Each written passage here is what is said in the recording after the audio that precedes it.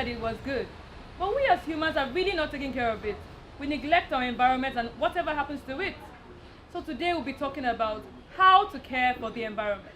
Welcome to Catholic Faith Forum. I am May, and when we come back from this break, we'll meet our guests. Stay with us.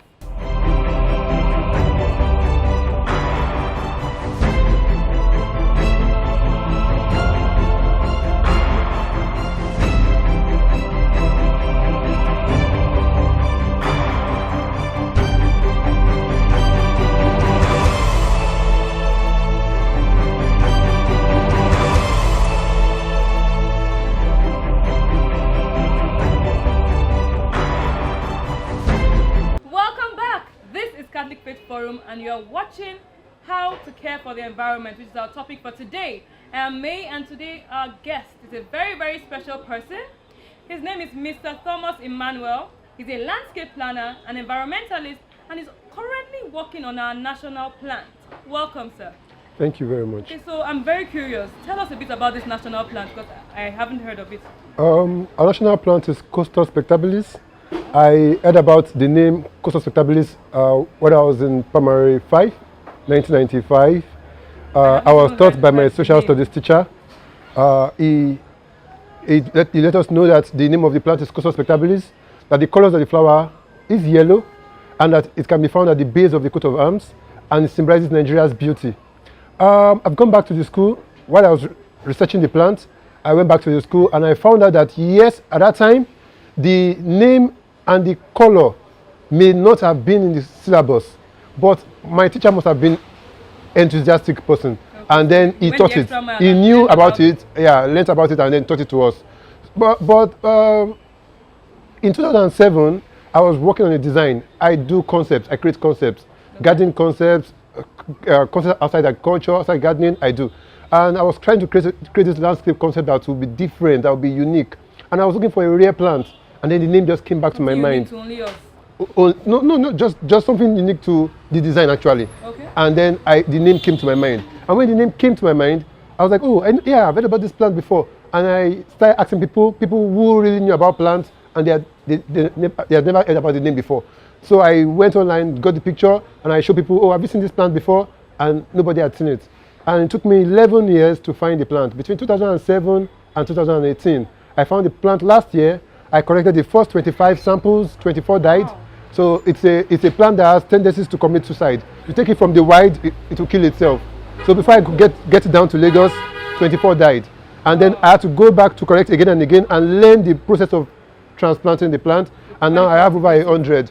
Now there's a big problem with this plant. Besides the environmental problem, it's in the curriculum of the schools that the plant bears red flowers or red and yellow flowers.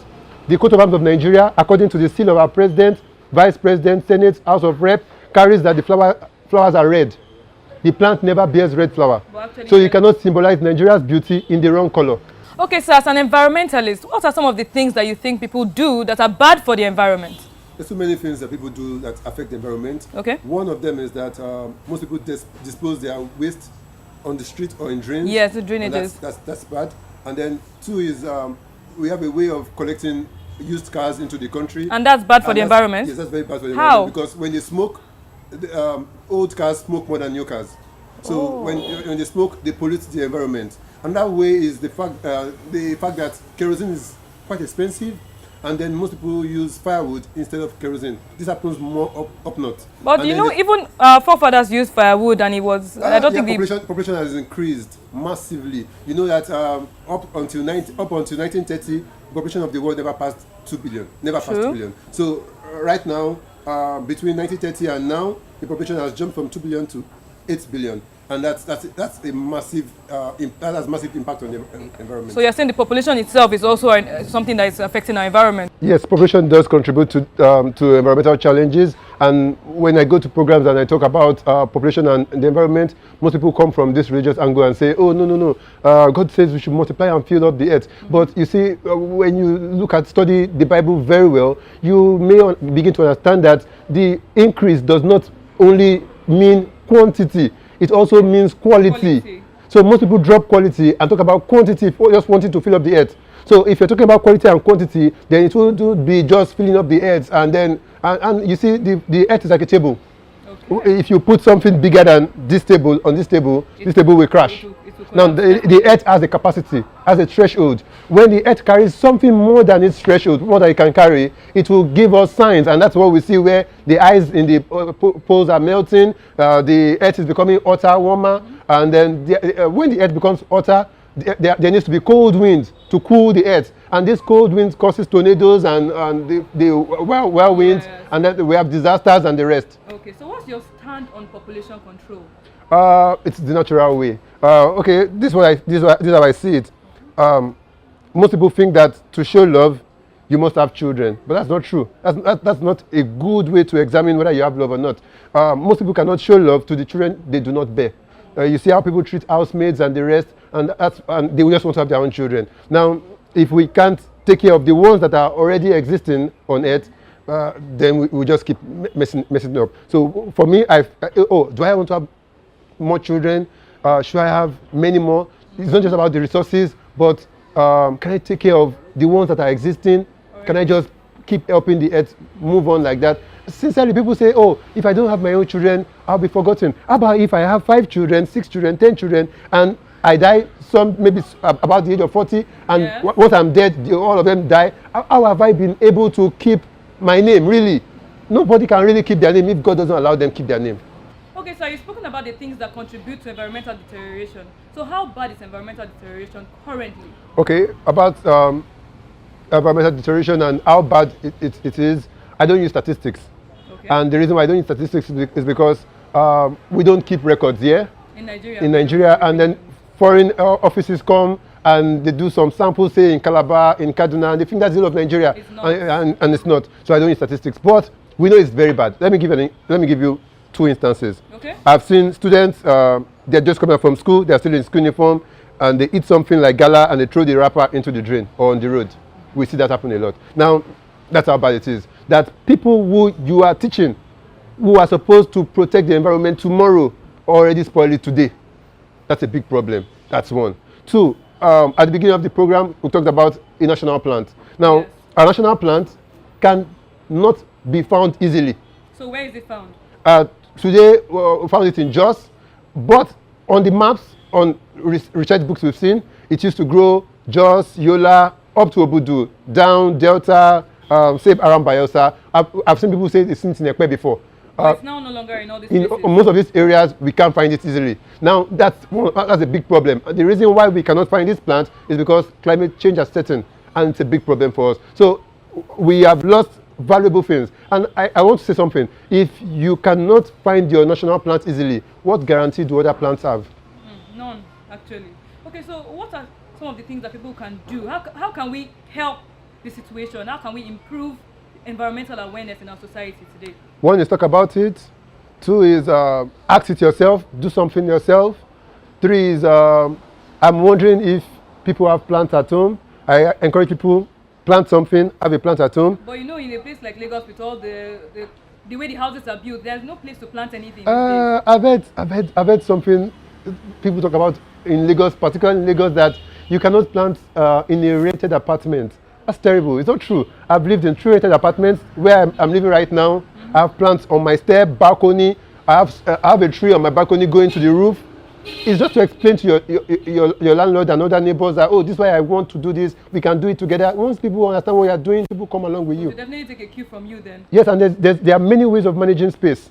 Some people say, oh, I don't have the space for planting. There are windowsill gardening. There's balcony gardening. You can plant on your balcony railing. You can use your balcony railing. If you don't have a balcony, you can use you can do indoor plants. So there are many ways you can plant. It doesn't have to be the usual have a big space land and that kind of thing.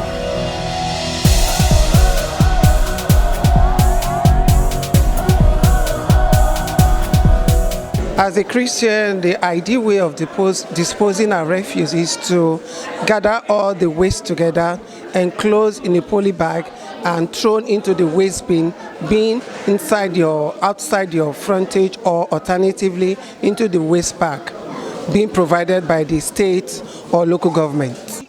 If you are driving, you need to keep the content in your car. Then when you are off your car, you can throw it into the nearest waste bin to ensure that all the environments are neat and properly clean.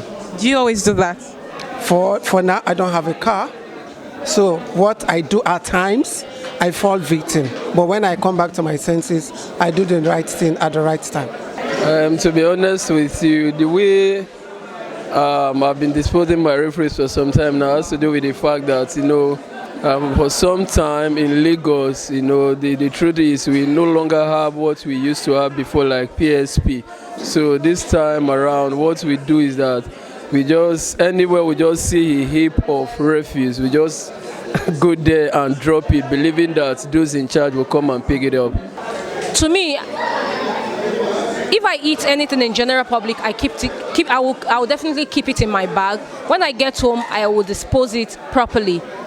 Also, when I'm in a vehicle and I see other people trying to throw things down, I privately call them in a way that they won't feel offensive or very, very, antagonistic. In a very kind and gentle way, I correct with love and tell them that it's not fine for you to just drop things from the bus or drop things on the floor. It's better for you to keep them in your bag, and when you get home, you can dispose them properly. And when I'm in a situation where in a place there are deaths all over, I try and pick to actually enhance my environment and see that my environment are conducive.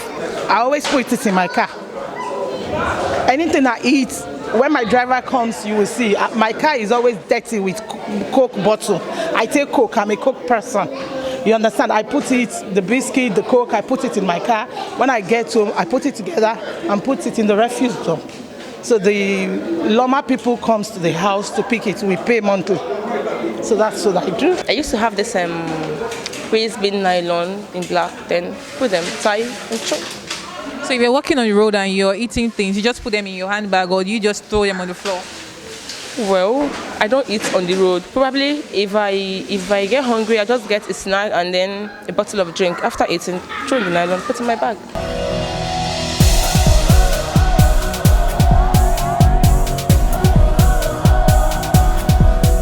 Okay, you made mention of climate change earlier, so let's talk a little bit about climate change. Tell us what it is. So climate change is simply the warming of the earth. The interactions between man and elements that make up the earth. Now, don't forget that environment is a relationship between abiotic and biotic factors. Abiotic meaning non-living things and biotic meaning living things. Now, when this relationship is in that, the changes might become unbearable for man. Okay. And it is these changes that we refer to as climate change. Now, the earth is supposed to be somewhat cool for us to live in, conducive for us to live in. Mm-hmm. When the heat becomes too much unbearable, then we know climate change is setting in. Now, how do we keep the earth cool? One is that there's this ice, like an ice bar at the northern pole and southern pole, that keeps the earth cool.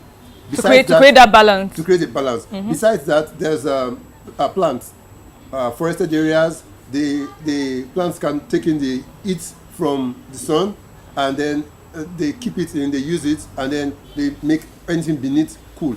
That's why you find out that when you go to areas where they have trees, you find out it's cooler. Now, what happened is industrialization made us to have things like the gas flaring. And now this gas flaring thing, pumping gas into the air, fire into the air, it makes the earth hotter.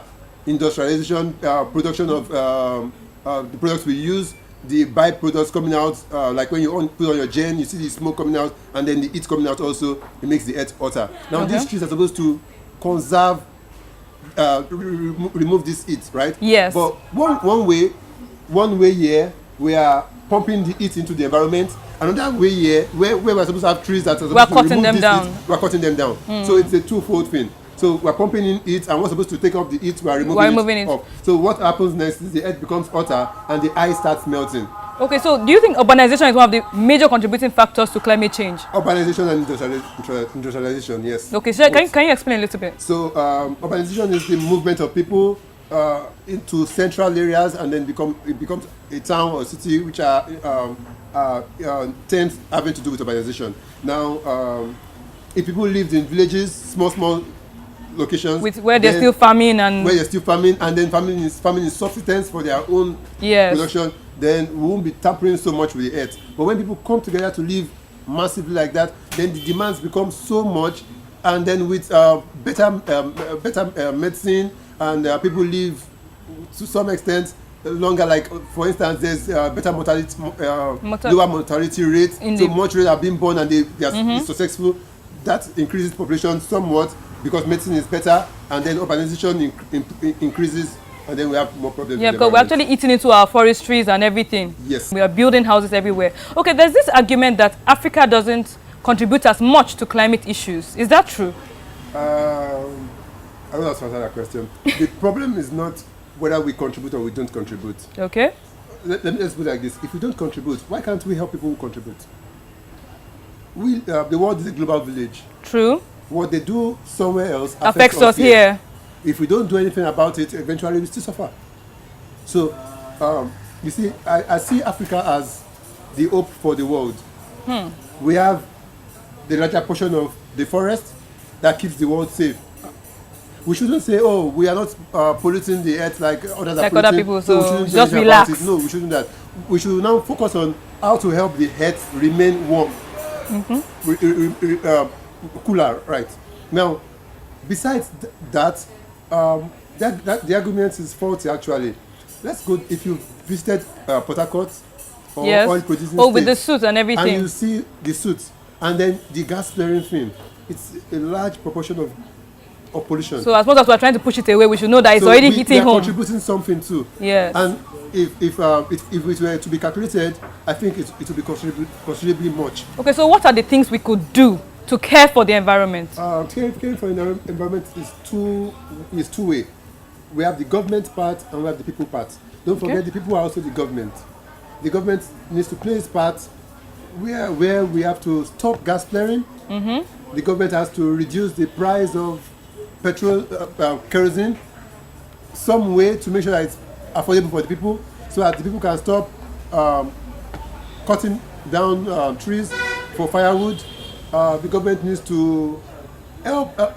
I don't buy the idea of subsidy, but the government needs to find a way, creative way, to make people produce here. Okay. We need to have energy. We need to make our cars. We need to make new cars. We need to have substitutes for petrol-driven cars. We need to have electric cars. If we should have electric cars, we need to encourage means. So we definitely need to do more. Yes, we will stop polluting the earth. We need to encourage it. Okay, so what does our faith teach us about caring for our environment?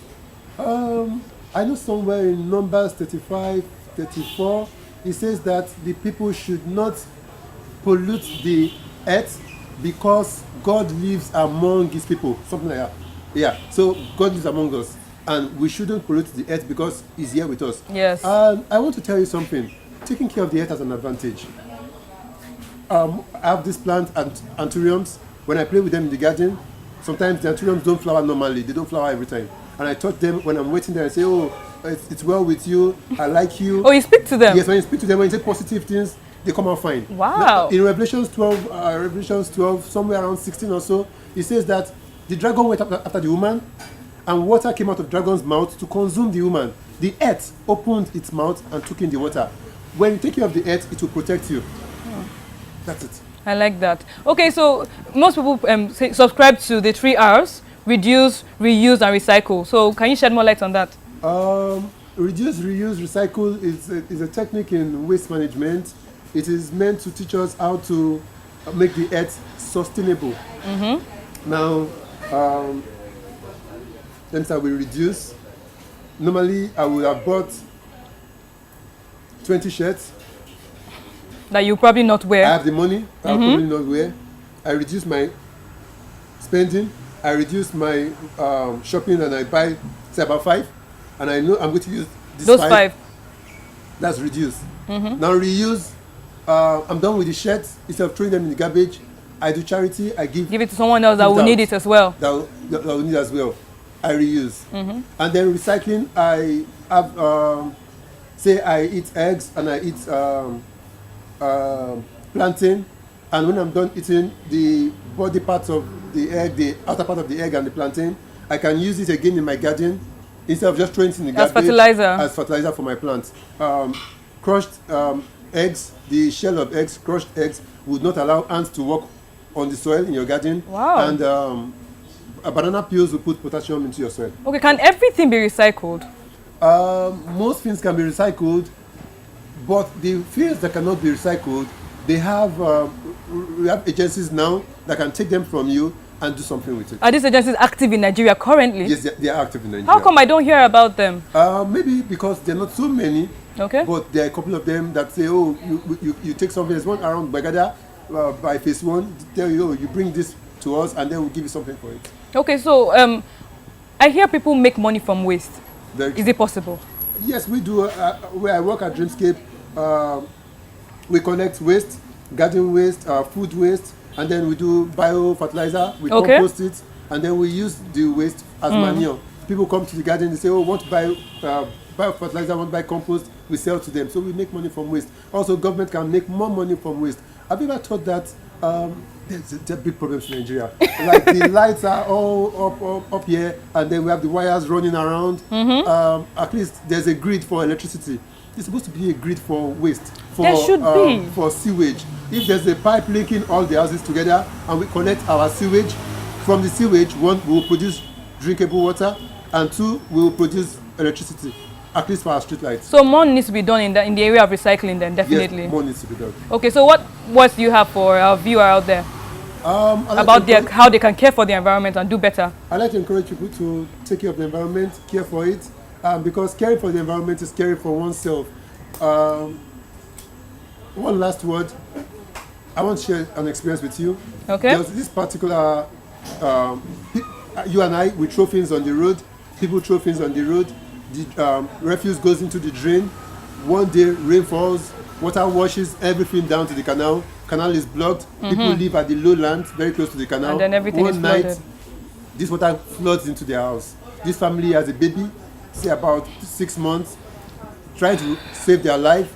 They forget baby, or the baby drops into the water. The baby dies. It's because of what you and I do. When we throw waste on the road, into drains, people will die. They say the wages of sin is death. The wages of doing wrong is death. People will die when we dispose waste, when we don't take care of the environment, people will die. So if I don't want people to die, instead of saying, Boko Haram is bad, militancy is bad, what I'm doing too is bad. I look at myself and say, oh, I'm not going to do this because when I do it, somebody will die. So we all need to do better. We all need to Thank do you better. very much, sir, for being on the show today. You're welcome. As you heard, every action has a consequence. In Genesis chapter 2, verse 15, God placed man in the Garden of Eden to care and tend to it. So it's our responsibility to take care of the earth.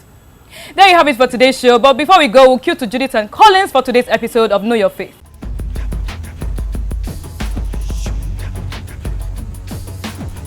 In Psalm 51 verse 10, we read of a clean heart. In Isaiah 52 verse 11, we read of the importance of having a clean heart before God can use us. And also in Matthew chapter 5 verse 8, we read about the pure in heart. How can one gain this purity? We know that as young people, as youths, it can be quite difficult to remain pure, especially in an era like this where the abnormal is now being accepted by society. Welcome to Know Your Faith series. I am Judith. And I am Collins. Today we'll be giving you tips on how to remain pure even as a youth. So first, you need to have constant self-evaluation and examination. Take yourselves into your own hands and constantly ask yourself questions like, do I read impure literature? Do I indulge in bad habits? Do I foster unclean thoughts? And be sincere when answering. Don't feed your fantasies. We know it is almost impossible not to think about sin. So you have to be careful where you go to and what you take in as entertainment in the movies, music, and even what comes up in your news feed. Because feeding your thoughts live with junks only makes it harder to remain pure. You also need to apply the remedy, and the remedy is the Bible. Psalm 119 from verses 9 to 16 really explains this. But verse 9 says, how can the youth remain pure? And it says, by keeping to your words. Also remember that you have to go for regular confession, as this will help you to know yourself better, avoid vices, and become holy as Jesus is holy. So Judith, what is your advice for us, like in our current age and time where social media is everywhere, Twitter, Instagram, and you can't really just open it without seeing something negative or something that you naturally shouldn't see? Well, I think that is best. It is best to use the filter. Social media has filters, so you can afford to mute or block people you know that put these indecent posts. All right, guys, so there you have it. So despite all the sins and all the evil we have around us, we can still remain young and pure. Thank you for joining us today. That's all for our today's show. Feel free to like, share, and comment. Till next time, be bold, be Catholic.